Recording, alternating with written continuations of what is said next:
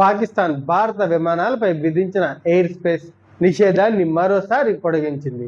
పాకిస్తాన్ తన గగన తలాన్ని భారతీయ పౌర మరియు మిలిటరీ విమానాల కోసం ఆగస్టు 23, 2026 వరకు మూసివేసినట్లు ప్రకటించింది.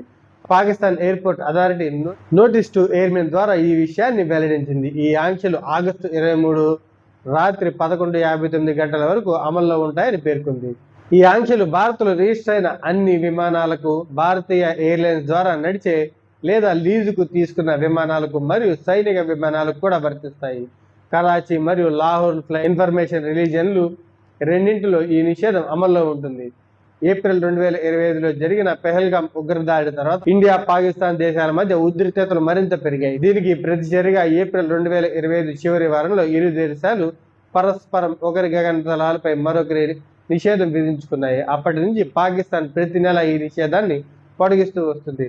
భారత్ కూడా పాకిస్తాన్ విమానాలపై అదే తరహాలో నిషేధాన్ని కొనసాగిస్తుంది.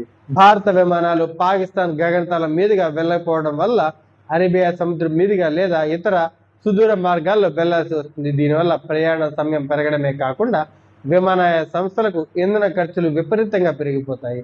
ఈ మార్పుల వల్ల భారతీయ ఎయిర్లైన్స్ వందల కోట్ల రూపాయల మేర నష్టం వాటిల్లుతుంది. కొన్ని సంస్థలు ఆర్థిక భారాన్ని తగ్గించుకోవడానికి కొన్ని అంతర్జాతీయ విమానయాన సర్వీసులను కూడా నిలిపివేయాల్సిన పరిస్థితి వచ్చింది. 2025 ఏప్రిల్ నుంచి కొనసాగుతున్న ఈ వైమానిక ఆంక్షల వల్ల విమానయాన సంస్థలపై తీవ్ర ఆర్థిక భారం పడుతుంది. ప్రస్తుతం దేశాల మధ్య ఉన్న దౌత్యపరమైన ఉద్రిక్తతల దృష్ట్యా ఆంక్షలు ఆగస్టు 23 వరకు కొనసాగనున్నాయి.